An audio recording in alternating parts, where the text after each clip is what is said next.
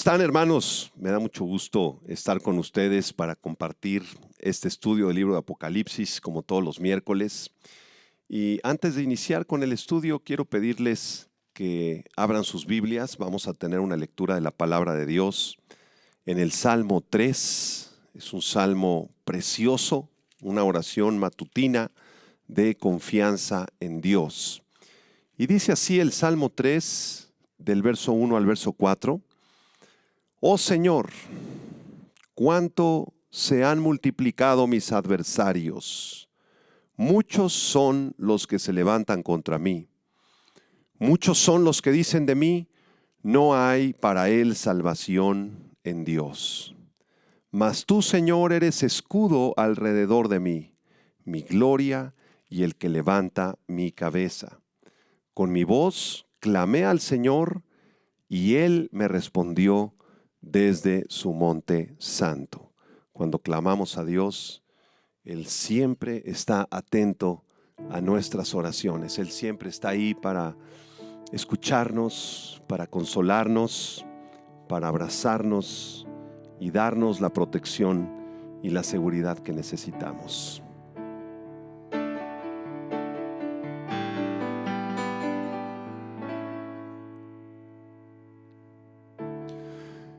Enamorarme de Cristo,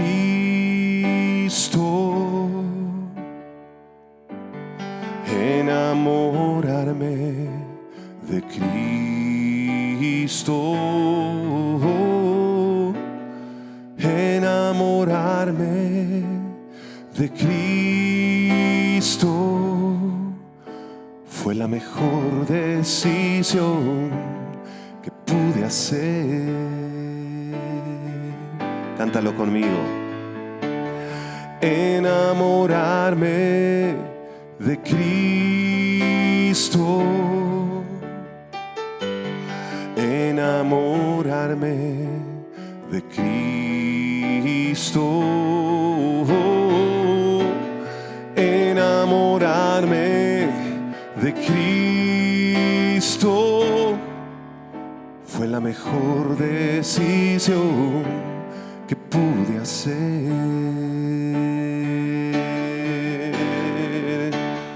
En sus brazos estoy seguro, en sus brazos no me falta nada,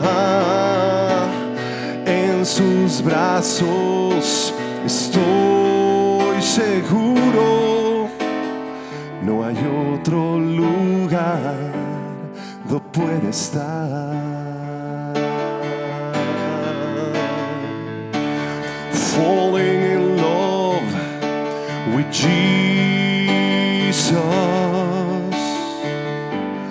falling in love with Jesus, falling in love with Jesus was the best thing I ever done. In His arms I feel protected.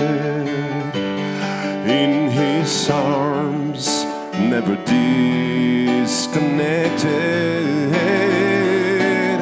In His arms I feel protected.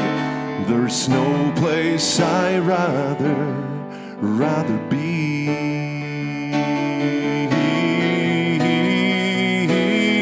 Enamorarme de Cristo,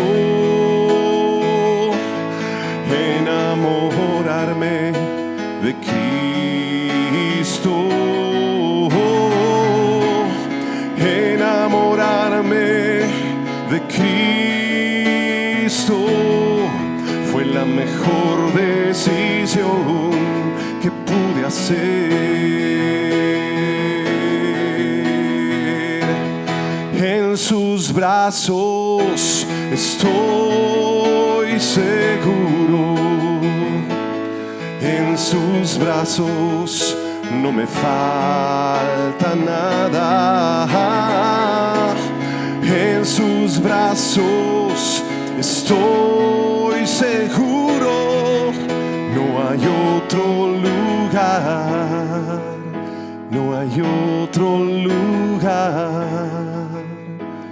No hay otro lugar doquiera estar.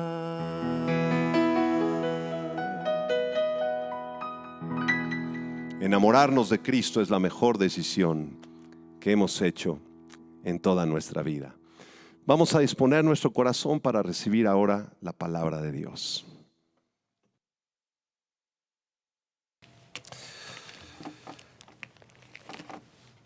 Es un privilegio poder compartir este estudio del libro del Apocalipsis con todos ustedes. Ha sido una aventura extraordinaria. Nos hemos sumergido en las profundidades de la palabra de Dios semana a semana. Y en esta ocasión vamos a estudiar un tema muy importante, muy interesante, que se titula Los mártires de la tribulación. Los mártires de la tribulación. Abran sus Biblias, por favor, en Apocalipsis capítulo 7, versículo del 9 al 17. Apocalipsis 7, del 9 al 17. Voy a leer la versión Reina Valera 60 y a lo largo del estudio vamos a estar citando otras versiones de la Biblia para poder enriquecer más el estudio. Vamos a estar viendo algunos versículos en la Nueva Versión Internacional, otros en la Nueva Traducción Viviente, otros en la Biblia de las Américas, y esto complementa bastante el estudio bíblico. Muy bien, Apocalipsis 7, versículo 9 al 17, dice así la palabra de Dios. Después de esto miré, y he aquí una gran multitud, la cual nadie podía contar, de todas naciones y tribus y pueblos y lenguas, que estaban delante del trono y en la presencia del Cordero, vestidos de ropas blancas y con palmas en las manos, y clamaban a gran voz diciendo: la salvación pertenece a nuestro Dios, que está sentado en el trono, y al Cordero. Y todos los ángeles estaban en pie alrededor del trono, y de los ancianos y de los 4 seres vivientes, y se postraron sobre sus rostros delante del trono, y adoraron a Dios, diciendo: Amén. La bendición, y la gloria, y la sabiduría, y la acción de gracias, y la honra, y el poder, y la fortaleza, sean a nuestro Dios, por los siglos de los siglos. Amén. Versículo 11. Entonces uno de los ancianos habló diciéndome: estos que están vestidos de ropas blancas, ¿quiénes son y de dónde han venido? Yo le dije: Señor, tú lo sabes. Él me dijo: estos son los que han salido de la gran tribulación y han lavado sus ropas y las han emblanquecido en la sangre del Cordero. Por esto están delante del trono de Dios y le sirven día y noche en su templo, y el que está sentado sobre el trono extenderá su tabernáculo sobre ellos. Ya no tendrán hambre ni sed, y el sol no caerá más sobre ellos, ni calor alguno, porque el Cordero que está en medio del trono los pastoreará y los guiará a fuentes de aguas de vida, y Dios enjugará toda lágrima de los ojos de ellos. Un pasaje precioso, un pasaje que al leerlo nos emociona, porque sabemos que un día también nosotros, junto con esa gran multitud, estaremos dándole gloria a nuestro Dios y podremos ver a Jesucristo cara a cara. A lo largo de la historia de la iglesia han existido diversos avivamientos. El primero de ellos ocurrió en el libro de los Hechos capítulo 2, cuando el Espíritu Santo vino sobre los apóstoles y sobre aquella multitud que estaba reunida en Jerusalén, y ellos recibieron este don del Espíritu Santo, fueron llenos de él y se convirtieron a Cristo. Otro gran avivamiento ocurrió en el siglo XVI con el movimiento de la Reforma Protestante, cuando Martín Lutero colgó esas tesis, esas 95 tesis, en la Catedral de Wittenberg, y ahí comenzó el movimiento de la Reforma Protestante. Más adelante en Ginebra, Suiza, con Juan Calvino, con Ulrico Zwinglio y otros reformadores más, que trajeron un movimiento bíblico, un movimiento precioso, se regresaron a las raíces del cristianismo allá en el siglo XVI. Otro gran avivamiento ocurrió en los Estados Unidos, en el gran despertar del siglo XVIII, cuando surgieron predicadores por todas partes que anunciaban el reino de Dios y el evangelio de Jesucristo, y miles de almas se convirtieron en el siglo XVII y XVIII en los Estados Unidos de América. Sin embargo, ninguno de estos avivamientos se compara con el avivamiento más grande que ocurrirá en la historia de la humanidad. La Biblia profetiza que en el futuro próximo, en los siguientes meses o años, ocurrirá el avivamiento más grande que jamás el mundo haya conocido. Y ese avivamiento será en los tiempos de la 70ª semana de Daniel, en los días de la tribulación, cuando Dios levantará a 144,000 jovencitos judíos. Dios levantará esta multitud de evangelistas para predicar las buenas nuevas del evangelio. Dios también enviará a sus 2 testigos que predicarán desde la ciudad de Jerusalén, e incluso Dios enviará un ángel del cielo que anunciará las buenas nuevas de salvación a toda la tierra. Este será el avivamiento más grande de la historia de la humanidad, en medio de las tinieblas, de la oscuridad, del reino del anticristo y de su falso profeta. Cuando la oscuridad sea más densa y más oscura, Dios enviará un rayo de luz a este mundo. Donde abundó el pecado, sobreabundó la gracia. Y esto es debido a que Dios es bueno, Dios es misericordioso, Dios es un Dios de salvación, y Él desea la salvación del mundo entero. Ese es el deseo más profundo en el corazón de Dios, que la humanidad conozca a Cristo. En 1 Timoteo capítulo 2, versículo 3 en adelante, versión Reina Valera 60, 1 Timoteo 2, verso 3, dice lo siguiente: porque esto es bueno orar por nuestras autoridades, es agradable delante de Dios nuestro Salvador. Verso 4, el cual quiere que todos los hombres sean salvos y vengan al conocimiento de la verdad. Dios desea que todos los hombres se salven y que vengan a conocer la verdad. Verso 5, porque hay un solo Dios y un solo mediador entre Dios y los hombres, Jesucristo hombre, el cual se dio a sí mismo en rescate por todos, de lo cual se dio testimonio a su debido tiempo. En la segunda de Pedro, capítulo 3, verso 9, dice también la versión Reina Valera 60, el Señor no retarda su promesa. Segunda de Pedro 3, 9.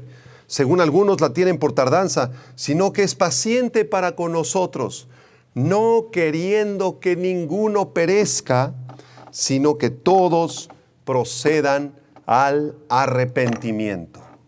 El deseo más profundo en el corazón de Dios es la salvación de los hombres y de las mujeres del mundo entero. Así que la obra de salvación de Dios durante el tiempo de la tribulación será doble. En primer lugar, este será el tiempo de la salvación y restauración de la nación de Israel. Por fin, en la tribulación, en la 70ª semana de Daniel, en este periodo de 7 años, a todos nuestros amigos judíos de la nación de Israel, los judíos que viven en Europa, los que viven en Canadá y en Estados Unidos, en México y en toda Latinoamérica y el resto del mundo, se les caerá el velo y podrán comprender que Yeshua HaMashiach es Dios, es el Salvador del mundo. Este será el tiempo en el que Dios salvará a la nación de Israel y reconocerán a Jesucristo como el Mesías que les fue prometido en las Escrituras. Acerca de esto escribió el apóstol Pablo en Romanos capítulo 11, versículo 25 al 27. Vamos a leer Romanos 11, 25 al 27 en la Nueva Traducción Viviente, que nos aclara bastante esta profecía que escribió el apóstol Pablo. Romanos 11, 25, Nueva Traducción Viviente, dice: mis amados hermanos, quiero que entiendan este misterio para que no se vuelvan orgullosos de ustedes mismos. Parte del pueblo de Israel tiene el corazón endurecido, pero eso solo durará hasta que se complete el número de gentiles que aceptarán a Cristo. Este corazón endurecido solamente durará hasta que Dios haga su obra con los gentiles que acepten a Cristo. Verso 26. Y entonces todo Israel será salvo. Como dicen las Escrituras, el que rescata vendrá de Jerusalén y apartará a Israel de la maldad. Y mi pacto con ellos es que quitaré sus pecados. Así que en primer lugar, en el tiempo de la tribulación, Dios se va a ocupar de salvar, de rescatar, de redimir a la preciosísima nación de Israel. Pero en segundo lugar, Dios también va a efectuar una obra de salvación para los gentiles. Debido a que la nación de Israel rechazó al Mesías hace 2000 años, cuando él entró en un pollino, en un burrito a la ciudad de Jerusalén, y lo aclamaron, ¿verdad?, como el Mesías, los más humildes, pero los sacerdotes, los escribas, los fariseos lo rechazaron junto con el resto de la nación de Israel. Debido a que ellos lo rechazaron, Dios ha levantado a los gentiles. Dios ha vuelto su mirada hacia los gentiles, y Dios ha redimido a los gentiles que conformamos la iglesia. Sin embargo, Dios le dará una segunda oportunidad a Israel para que en el tiempo de la tribulación ellos sean el canal de salvación a través del cual los gentiles también van a conocer a Cristo en el tiempo de la tribulación. Hay una profecía en el Salmo 67, versículo del 1 al 7. Salmo 67, del 1 al 7, voy a leer la Nueva Versión Internacional. Salmo 67, del 1 al 7, dice así. Es una profecía, ponga atención.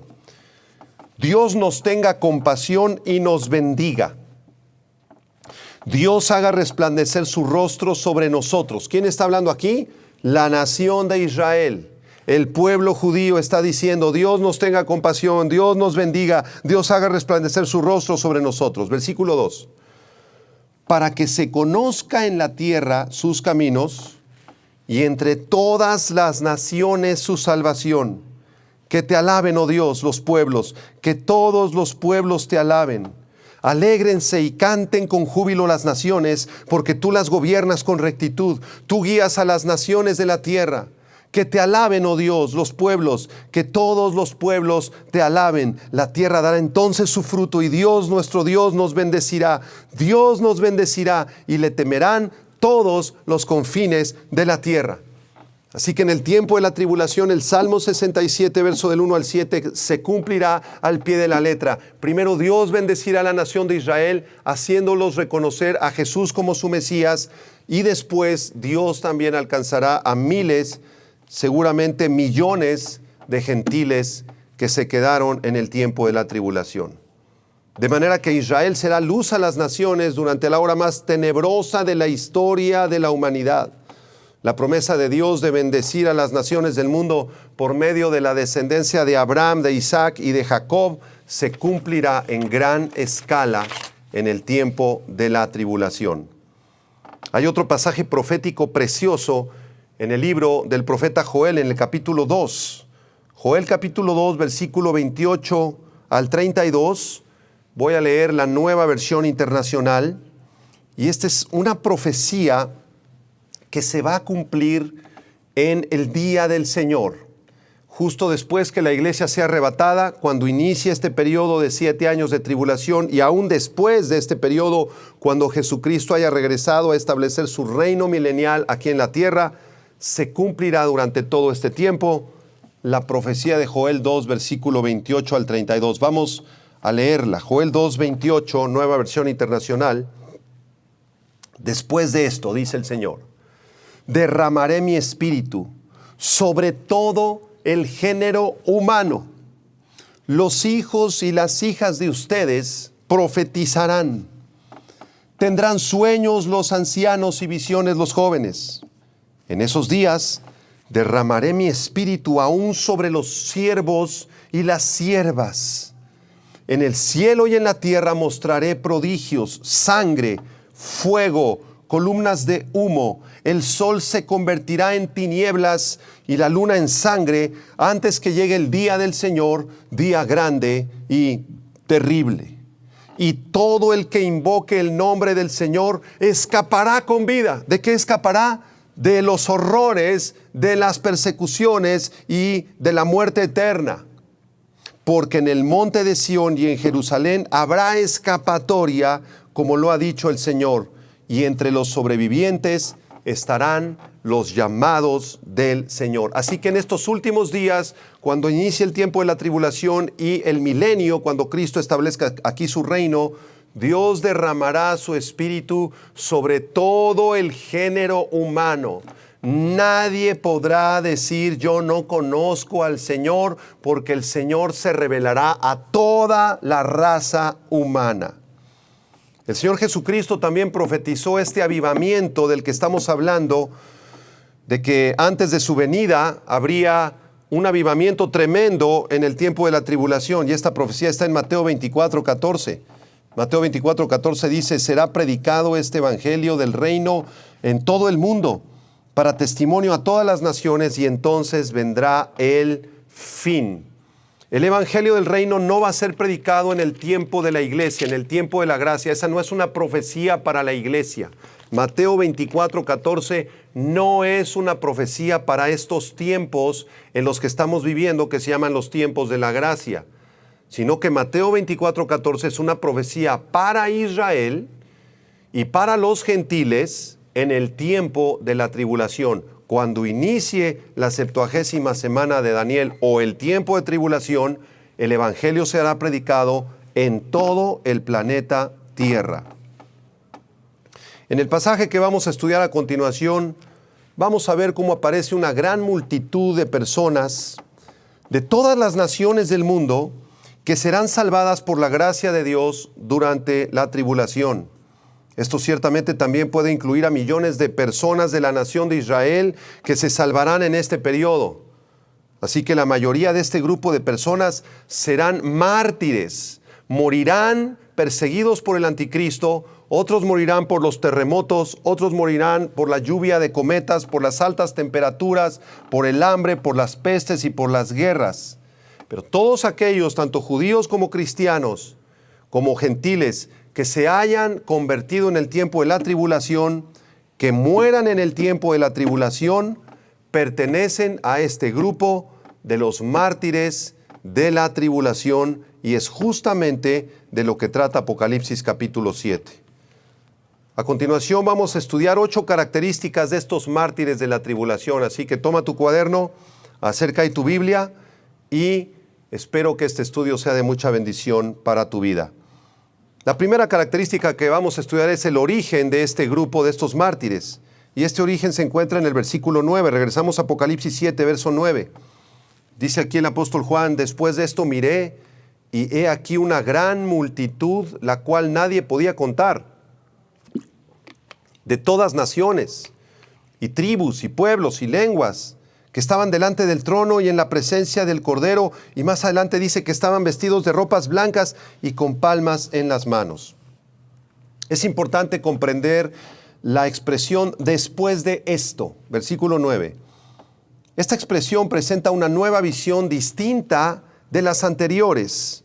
La frase he aquí, esta frase revela que es una visión impactante, que fue una visión tremendamente impactante para el apóstol Juan, ¿Por qué razón? Porque él se encontraba en la isla de Patmos. Era un anciano de más de 90 años, era el último de los apóstoles que quedó con vida. Todos los demás fueron martirizados, fueron asesinados.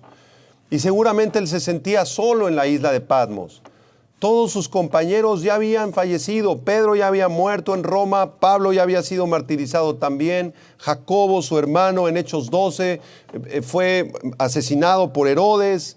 Todos habían muerto y además algunas de las iglesias fundadas en Asia Menor se habían apartado del Señor, la mayoría de ellas, con excepción de Esmirna y Filadelfia. Así que Juan se sentía solo, se sentía tal vez triste, se sentía confundido.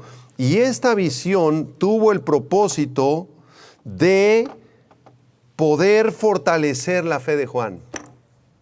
Porque en esta visión él renovó su gozo y su esperanza al darse cuenta que en el futuro lejano, cuando empezara la 70ª semana de Daniel, habría un avivamiento, se convertirían millones de judíos y millones de gentiles.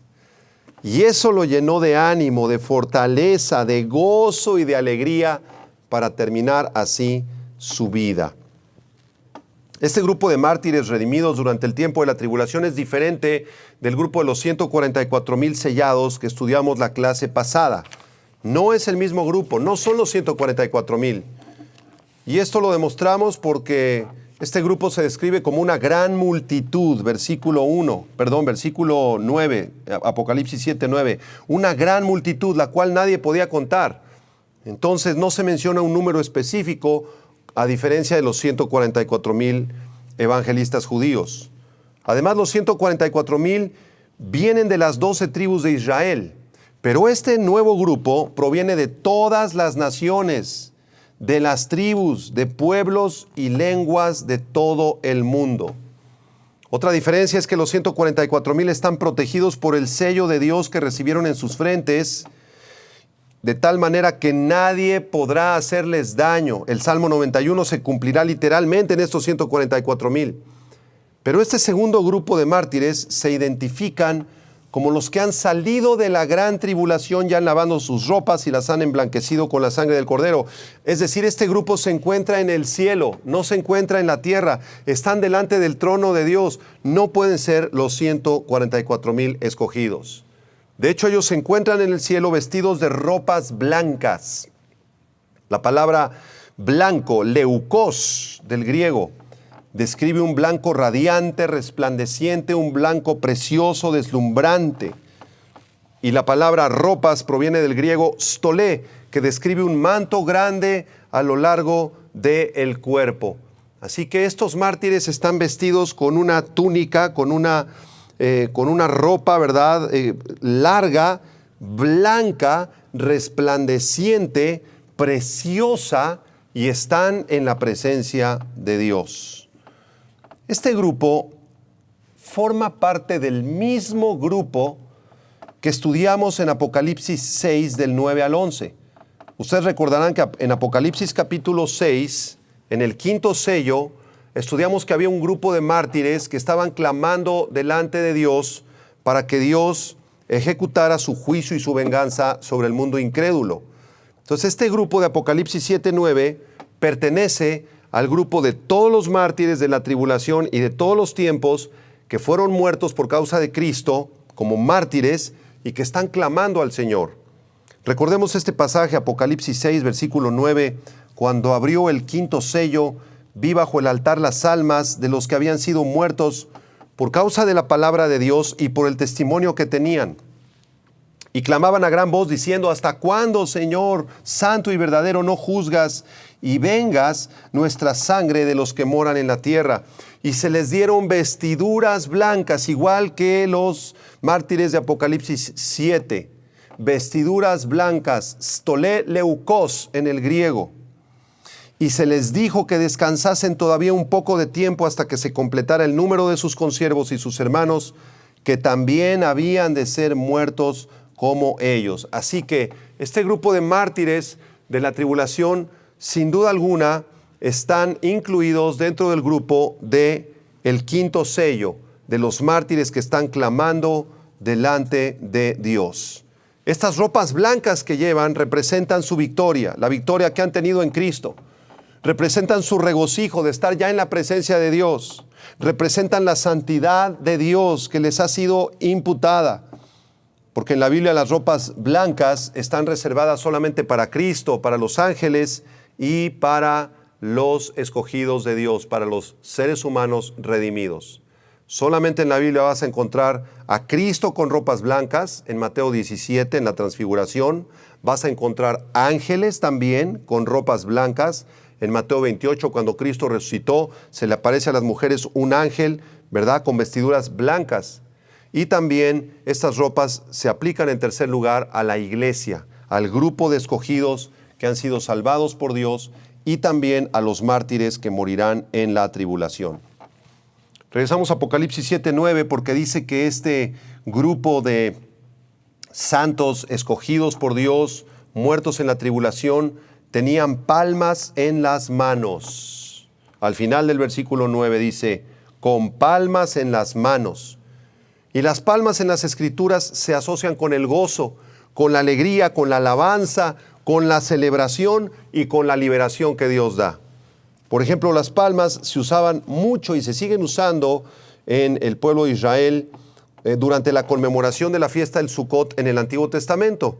En Nehemías capítulo 8, versículo 15 en adelante se nos describe la fiesta del Sukkot, que conmemora la salida de la nación de Israel de Egipto. ¿Se acuerdan cuando Dios levantó a Moisés y los sacó de la tierra de Egipto y Faraón vino, los persiguió, cruzaron el Mar Rojo y después llegaron al desierto? Y el Señor les ordenó que conmemoraran eso, que celebraran ese hecho.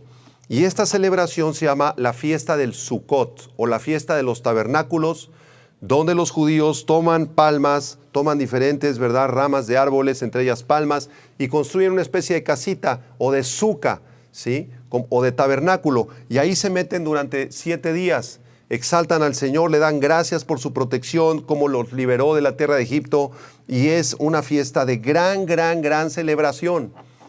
También las palmas se utilizaron cuando Jesucristo hizo su entrada triunfal a Jerusalén, cuando la multitud gozosa le dio la bienvenida. En Juan 12, versículo 13, ¿se acuerdan cómo salió una multitud ahí por la puerta oriental, verdad? Y ahí viene Jesús montado en un burrito. Y ellos decían, Hosana, Hosana, bendito el que viene en el nombre del Señor, el Rey de Israel. Y arrojaban sus palmas para que Jesús pasara por ahí. Así que las palmas que tienen estos santos que han salido de la tribulación están asociadas también con el gozo, con la alegría, con el triunfo, con la victoria que ellos han experimentado. Porque a pesar de que los asesinó al anticristo, que murieron por los terremotos y por las inundaciones y por las guerras, por las pestes y el hambre, ellos ya dejaron de sufrir, ya están en la presencia de Dios, y ahí en la presencia de Dios hay gozo, hay alegría, hay bendición solamente. Esto es maravilloso. En segundo lugar, vamos a estudiar el versículo 9, la segunda parte del versículo 9, porque vamos a analizar ¿cuál es la posición o el lugar donde se encuentran estos mártires? Dice el versículo 9, a la mitad del versículo, que ellos estaban delante del trono y en la presencia del Cordero. Así que Juan contempla esta multitud que se encuentra justo delante del trono de Dios. Seguramente están parados, ¿verdad?, en el hermosísimo mar de cristal que se encuentra alrededor del trono de Dios, y se encuentran también en la presencia del Cordero, donde lo pueden exaltar y adorar cara a cara. Aunque muchos de ellos sufrieron la muerte, repito, a manos del anticristo, por no haberse dejado marcar el 666, la marca de la bestia en la mano, ni en la frente, ni en la mano derecha, ellos ahora están delante del trono de Dios. En Apocalipsis 20, versículo del 1 al 4, hay una visión de la adoración celestial donde aparecen aquellos mártires que fueron asesinados o decapitados por el anticristo. Vamos a leer Apocalipsis 20, versículo del 1 al 4, la versión Reina Valera, dice así: Vi a un ángel que descendía del cielo con la llave del abismo y una gran cadena en la mano. Y prendió al dragón, la serpiente antigua, que es el diablo y Satanás, y lo ató por 1000 años, y lo arrojó al abismo y lo encerró, y puso su sello sobre él para que no engañase más a las naciones, hasta que fuesen cumplidos 1000 años, y después de esto debe ser desatado por un poco de tiempo. Versículo 4. Y vi tronos, y se sentaron sobre ellos los que recibieron facultad de juzgar. Y escuchen lo que sigue. Y vi las almas de los decapitados por causa del testimonio de Jesús y por la palabra de Dios, los que no habían adorado a la bestia ni a su imagen, y que no recibieron la marca en sus frentes ni en sus manos, y vivieron y reinaron con Cristo 1000 años. Este grupo de los decapitados pertenece justamente al grupo de Apocalipsis 7 que estamos estudiando y al grupo de Apocalipsis 6 en el 5º sello que ya analizamos anteriormente. Y hay una enseñanza preciosa para nosotros, porque la marca del anticristo, ¿verdad?, aunque todavía no está presente en el mundo actual, se manifiesta con el pecado. Si tú eres cristiano, tú debes permanecer fiel a los principios de Cristo, debes ser obediente a la palabra de Dios. Si te ofrecen un negocio deshonesto, recházalo. Si te ofrecen ahí, ¿verdad?, una mentira, una tranza por ahí en tu trabajo, recházala. Si tienes la oportunidad de ser tentado al adulterio, recházalo. No aceptes la marca de la bestia, porque solamente así demostrarás que realmente eres hijo o hija de Dios, y un día estaremos como están y estarán estos mártires en la presencia de Dios, exaltando y adorando su nombre. En tercer lugar, vamos a revisar la actividad de estos mártires de la tribulación. Apocalipsis 7, versículo 10. Vean en tercer lugar qué están haciendo, cuál es su actividad. Dice el versículo 10. Y clamaban a gran voz, diciendo: la salvación pertenece a nuestro Dios, que está sentado en el trono y al Cordero. Ellos están clamando. Esta palabra clamar significa levantar la voz, derramar el alma en alta y fuerte voz. Así que esto no es algo que están diciendo en voz baja o muy quedito. Ellos están gritando, a gran voz están clamando. ¿Y qué es lo que están clamando? La salvación pertenece a nuestro Dios, que está sentado en el trono, y al Cordero, que es Jesucristo el Mesías. Están exaltando a Dios, están reconociendo que no hay otro camino a la salvación más que el Señor Jesucristo. Él es el único camino, Él es la verdad y Él es la resurrección y la vida, y nadie puede acercarse a Dios el Padre si no es a través de Jesucristo. Y este hecho bíblico es precisamente el que están exaltando ellos en alta voz. El Señor se complace con la alabanza en alta voz. Y quiero que noten que estos mártires, estos santos, ya no están intercediendo por los demás, ya no están diciéndole a Dios: derrama tus juicios, Señor, derrama tu ira, Señor, derrama tu venganza.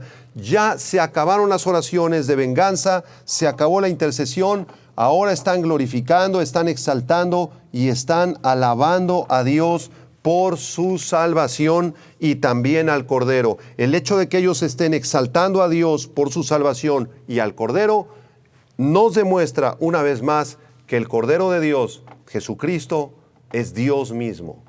Tienen la misma naturaleza el Padre y el Hijo. Aquí está demostrado en este pasaje.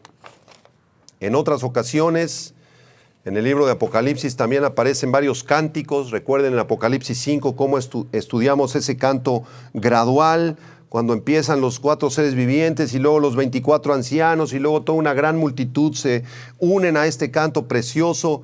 En Apocalipsis 5, versículo 9, entonan esta nueva canción. Apocalipsis 5, 9, la Nueva Versión Internacional dice: entonaban este nuevo cántico: digno eres de recibir el rollo escrito y de romper sus sellos, porque fuiste sacrificado y con tu sangre compraste para Dios gente de toda raza, lengua, pueblo y nación. De ellos hiciste un reino, los hiciste sacerdotes al servicio de nuestro Dios y reinarán sobre la tierra. Así que, ¿cuál es la actividad de este grupo de mártires? Ellos están exaltando a Dios, están alabando a Dios y al Cordero, están cantando. Gracias a Dios que la única profesión que va a perdurar en el cielo, ya saben cuál es, ¿verdad? No es la profesión de arquitecto, porque Dios es el arquitecto por excelencia, constructor. Tampoco es la profesión de los abogados, porque el único abogado en el cielo es Jesucristo. Abogado tenemos para con el Padre a Jesucristo el justo. Tampoco vamos a necesitar doctores, porque en el cielo no hay hospital. Ya no hay hospitales en el cielo, ni hay paracetamol, ni naproxeno, ni COVID-19, ya no hay enfermedades. Gracias a los doctores y a las enfermeras que nos ayudaron en esta existencia, pero su profesión se va a terminar en este mundo. La única profesión que va a perdurar en el cielo va a ser la música. Así que si tú sabes algo de música o te gusta cantar, exaltar a Dios con tu corazón, síguelo haciendo aquí en la tierra, porque aquí estamos ensayando la alabanza que vamos a cantar en el cielo. Aquí nuestra alabanza en la tierra es imperfecta, a veces nos desafinamos, ¿verdad? Se nos olvidan las canciones, cometemos errores, metemos otro acorde, otra armonía que no era la correcta, pero la alabanza en el cielo es totalmente perfecta. Así que, al igual que estos mártires de la tribulación están exaltando, están cantando a Dios, están declarando la salvación de Dios, así igual tú y yo debemos exaltar a Dios frecuentemente durante el día. Cuando estés en una depresión, en una tristeza, recibiste una mala noticia, murió un familiar, tuviste la pérdida de tu trabajo, te enfermaste, estás en la cama, en el hospital, tienes problemas, estás angustiado, estás deprimido, pon ahí una bocina, pon alabanzas y ponte a cantar las alabanzas y a danzar en medio de la alabanza, y ese espíritu de depresión y de tristeza y de maldición y de enfermedad va a salir de tu vida. Porque así es nuestro Dios. Para eso vino Jesús, para liberarnos de toda maldición.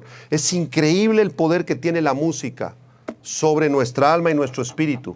Si tú pones música triste, música depresiva, ¿verdad? Música melancólica, pues así vas a ser.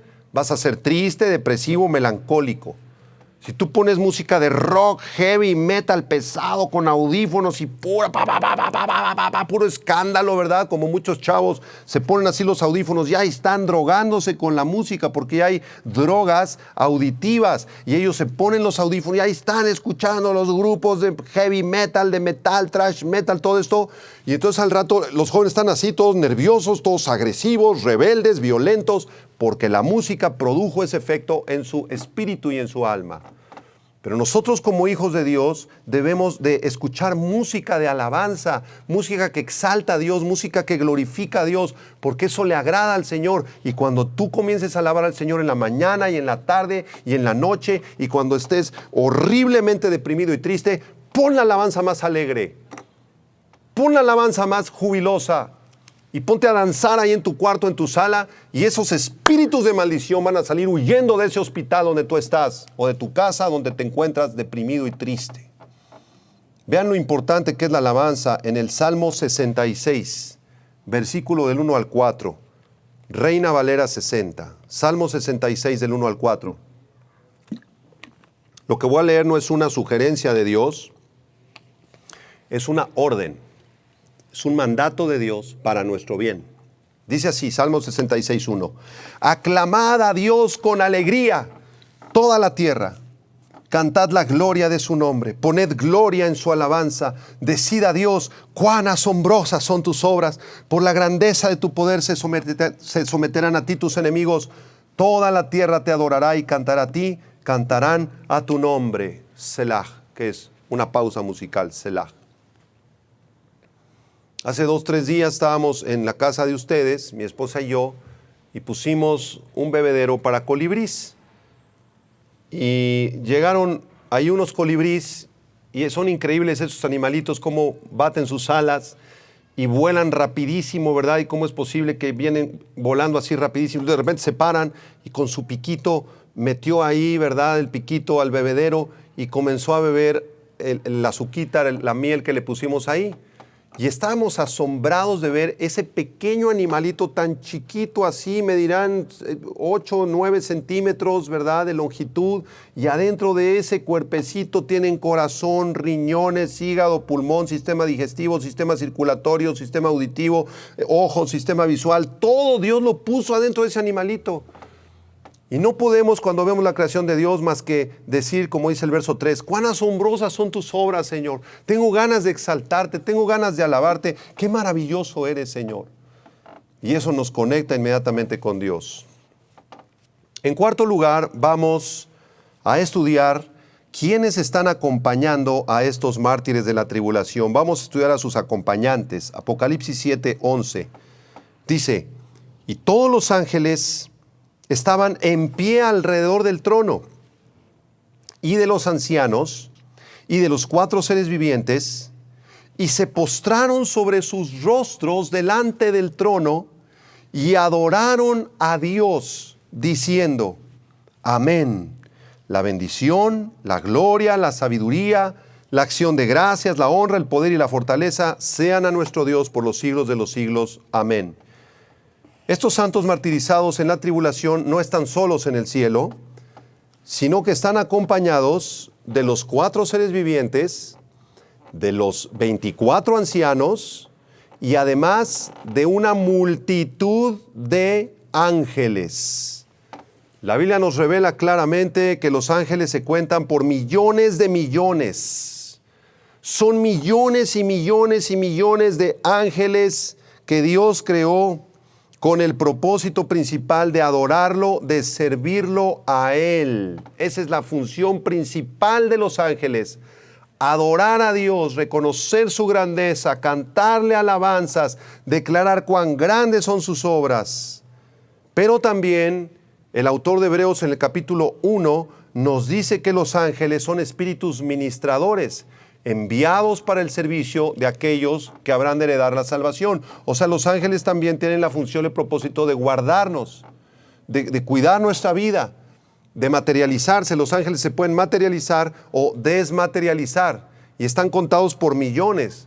Así que hay cuántos testimonios hay de hermanos que iban a chocar, que los aventó la moto, que los aventó el camión, que los iban a asaltar y de repente apareció una persona que nadie se esperaba y te cachó, no te pasó nada, la moto quedó destrozada, era pérdida total, el automóvil pérdida total, nadie se explica cómo sobreviviste sin un rasguño y solamente esto lo podemos atribuir a los ángeles.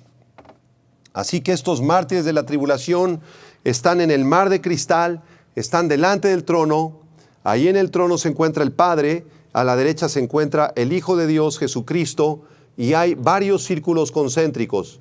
El primer círculo concéntrico que está alrededor del trono, ahí en ese círculo se encuentran los 4 seres vivientes que ya estudiamos en Apocalipsis 4 y Apocalipsis 5. Son una especie de querubines mezclados con serafines, es un altísimo orden angelical estos 4 seres vivientes que adoran a Dios. El segundo círculo concéntrico, ahí se encuentran 24 tronos con los 24 ancianos de Apocalipsis 4 y Apocalipsis 5, que ellos parecen ser el tribunal cósmico del gobierno de Dios, como ya lo estudiamos claramente. Y después hay otro círculo concéntrico, de acuerdo a Apocalipsis 7, en donde se encuentran estos millones y millones y millones de ángeles de Dios. Y todos ellos juntos, los 4 seres vivientes, los 24 ancianos, los millones de ángeles que están en el cielo en esta visión, junto con los mártires de la tribulación, se postraron sobre sus rostros delante del trono y adoraron. Escucha bien, el propósito principal de tu vida y de mi vida es adorar a Dios y a su Hijo Jesucristo. Hay muchos cristianos que no han logrado comprender esto que estamos enseñando aquí. la principal función de tu existencia en este planeta es adorar a Dios y a su Hijo Jesucristo.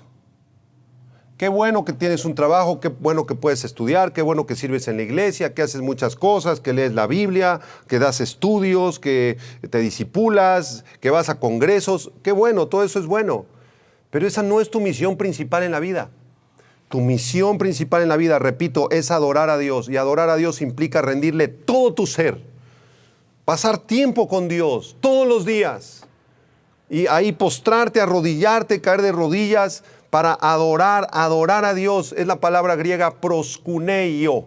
Proskuneio, que significa besar la mano de alguien, caer postrado delante de alguien para besarle su mano, caer en el piso con el rostro pegado así al suelo para reconocer la grandeza, la autoridad, la deidad, la majestad de otro, en este caso de Dios y de su Hijo Jesucristo.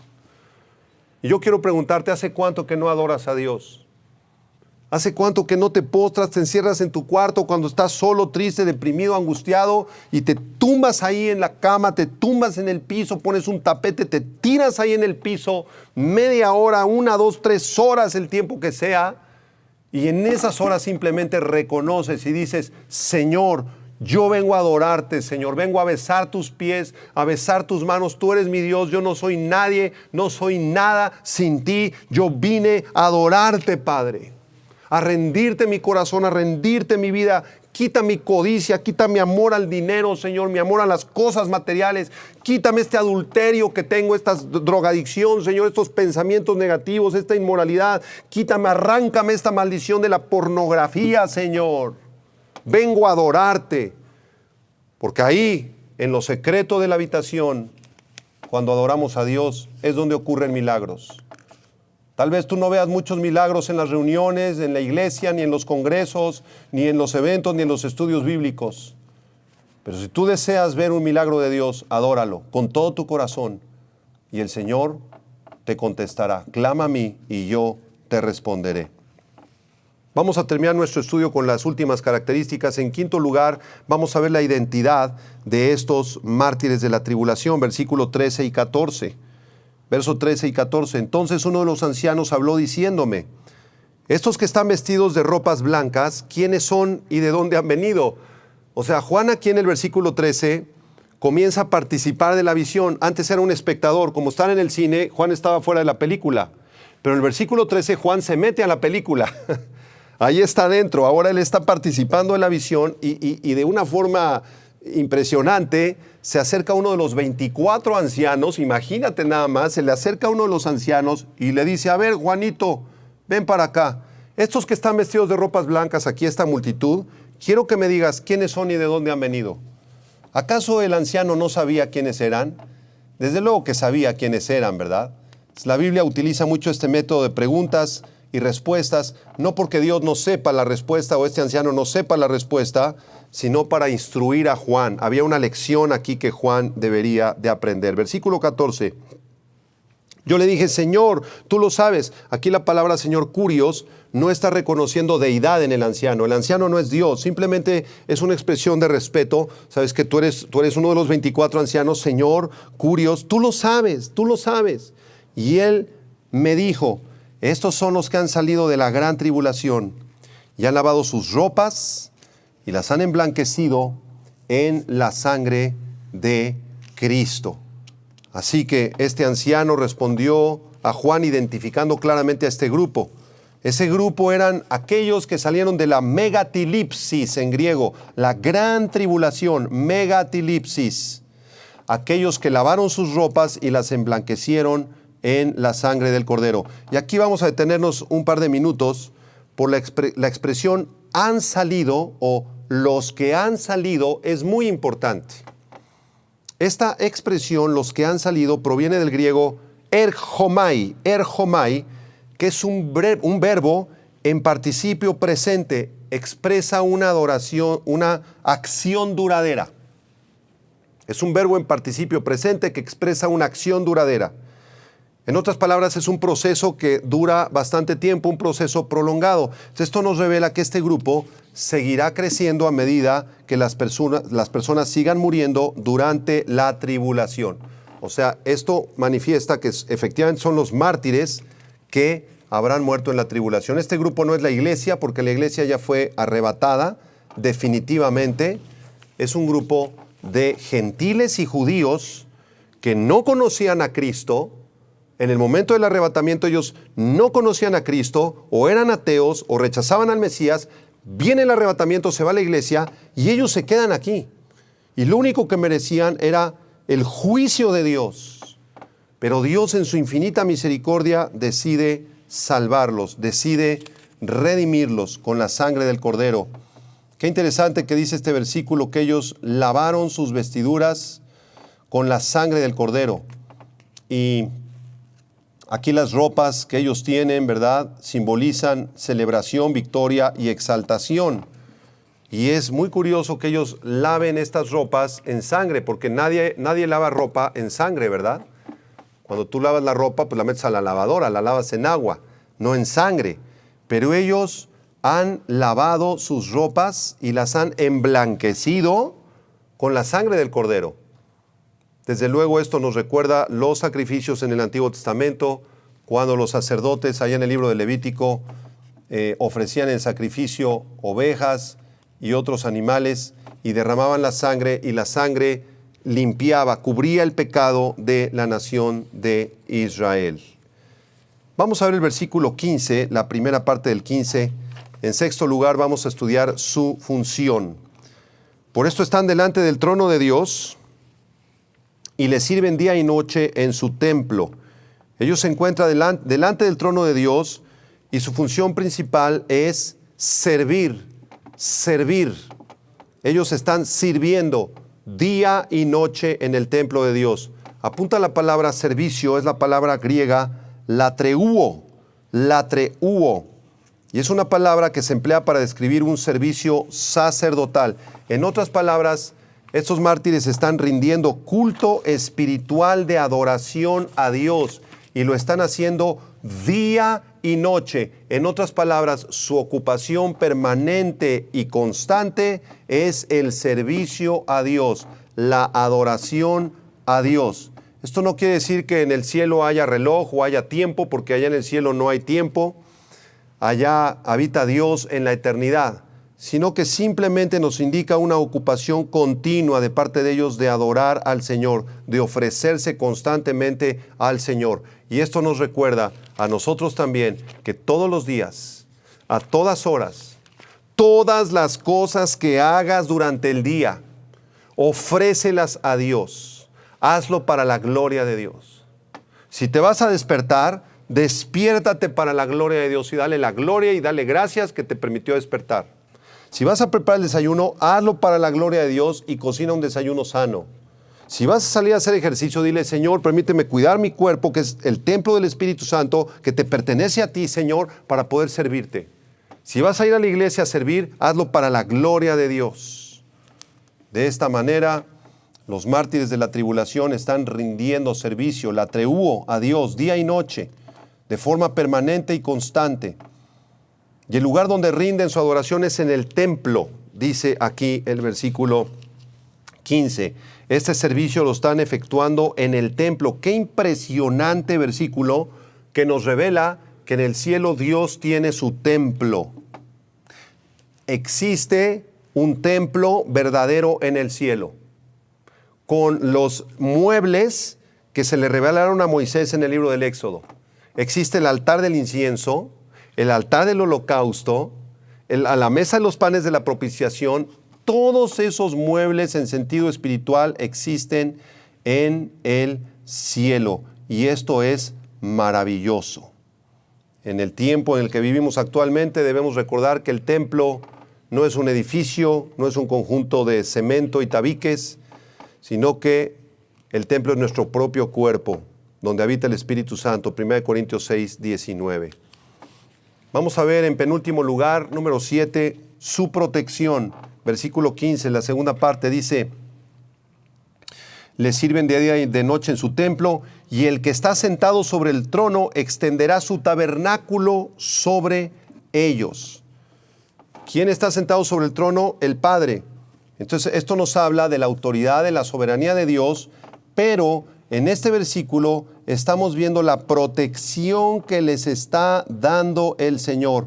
El tabernáculo en el Antiguo Testamento, cuando Moisés dirigió a la nación de Israel en el desierto, tenía ahí el lugar santo y el lugar santísimo. Y en el lugar santísimo había un mueble que se llamaba el arca de la propiciación o el arca del pacto. Y ahí en esa arca moraba la presencia, la Shekinah de Dios.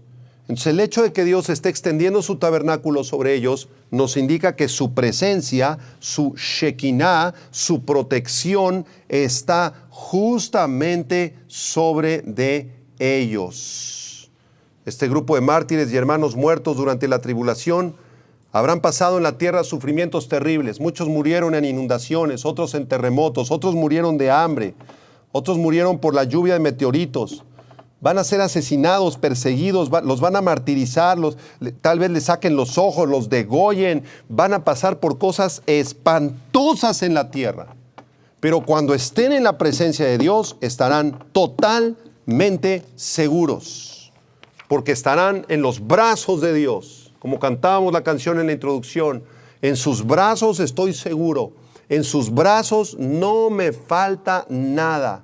No hay otro lugar donde yo desee estar en este mundo más que en los brazos del Señor Jesucristo, porque ahí estoy seguro. Escucha, una lección para nosotros.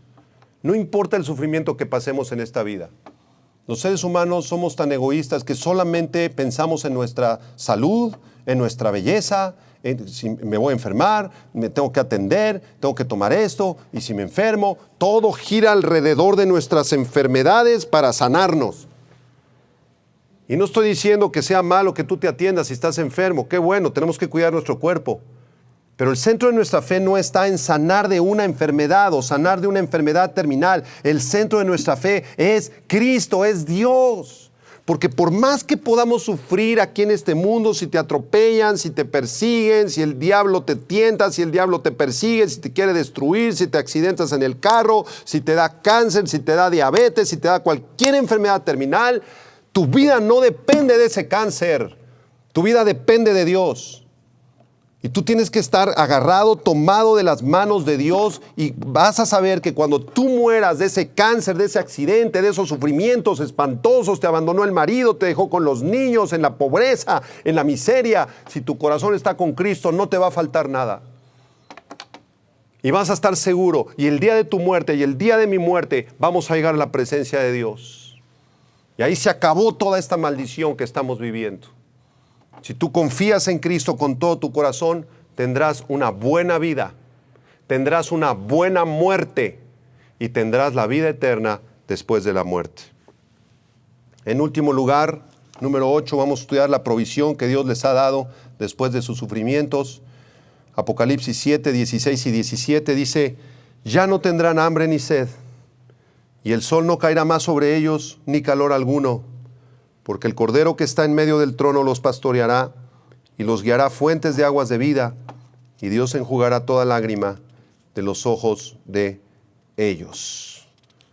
Estos mártires ya no sentirán sed por la hambruna de los sellos de los jinetes del Apocalipsis, ya no tendrán calor, la temperatura de la tierra se va a elevar a 40, 50, 60 grados centígrados, ya no tendrán calor, ya no tendrán hambre, ya no tendrán sed, porque el Señor Jesucristo que está en medio del trono, Él los pastoreará y los guiará a fuentes de agua de vida. Y Él consolará y enjugará toda lágrima de los ojos de ellos. Así que Jesucristo aparece aquí como el pastor de este grupo. La figura de Dios como el pastor de su pueblo es una de las más amadas y comunes en el Antiguo Testamento. Y Jesús también se presenta como pastor en el Nuevo Testamento. Yo soy el buen pastor, yo doy mi vida por las ovejas, dijo en Juan capítulo 10. Así que este término pastorear revela a Cristo como un Salvador amante, como un Salvador tierno que consuela a las ovejas, que las dirige a las fuentes de las aguas de la vida eterna. Todas tus lágrimas van a ser consoladas, todo tu sufrimiento va a quedar atrás. Él te va a consolar, Él nos va a fortalecer, Él nos va a dar todo lo que necesitemos. Así que quienes pertenecemos a la iglesia en este tiempo y vivimos en la gracia, Debemos estar agradecidos con Dios porque las tribulaciones y los sufrimientos que tú y yo podamos enfrentar en este mundo no se comparan ni tantito con el sufrimiento de los santos de la tribulación. Así que cualquier tribulación que tú estés pasando, tienes que ser valiente. Tienes que tomarte la mano de Dios. Porque las tribulaciones y los sufrimientos de estos hermanos que vendrán en el futuro próximo en la tribulación no se comparan ni tantito. Pues ellos están sufriendo cosas espantosas. Nuestro sufrimiento es mucho menor, honestamente. Terminamos leyendo 2 Corintios capítulo 4, versículo 17 y 18. 2 Corintios 4, 17 y 18. Para los que piensen que están sufriendo cosas espantosas, Dios te va a hablar con este versículo. Dice así: porque esta leve tribulación momentánea produce en nosotros un cada vez más excelente y eterno peso de gloria, no mirando a nosotros las cosas que se ven, sino las que no se ven, pues las cosas que se ven son temporales, pero las que no se ven son eternas. Oremos. Señor, gracias te damos por este grupo de judíos y gentiles escogidos que tú vas a salvar durante el tiempo de tribulación. Esto nos da esperanza, Señor, porque muchas veces hemos orado por un avivamiento. Señor, que tú traigas avivamiento a nuestro país y que nuestras iglesias se inunden de personas que te reciban. Pero el último avivamiento y el más grande y el más majestuoso y poderoso está aún por venir. Te damos gracias por eso, porque en medio de la tristeza, de las tinieblas, de la oscuridad, tú levantarás a estos jovencitos judíos, tú levantarás a tus 2 testigos y a través de ellos tú salvarás a millones de almas de judíos y de gentiles. Y ciertamente ellos sufrirán la sed, el hambre, la guerra, las pestes, el martirio, la muerte, pero ellos estarán contigo y te exaltarán y te adorarán. Dile estas palabras conmigo al Señor: Señor Jesucristo, yo también sé que un día voy a estar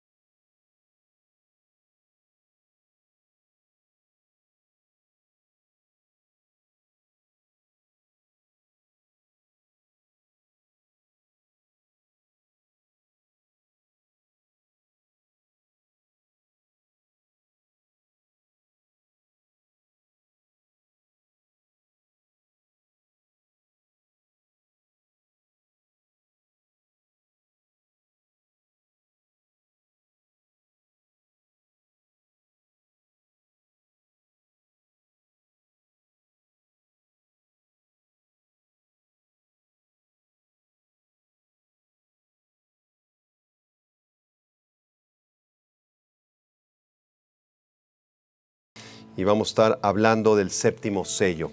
Hasta entonces, que Dios te bendiga. Vida Nueva para el Mundo se sostiene y propaga el mensaje de salvación de Jesús.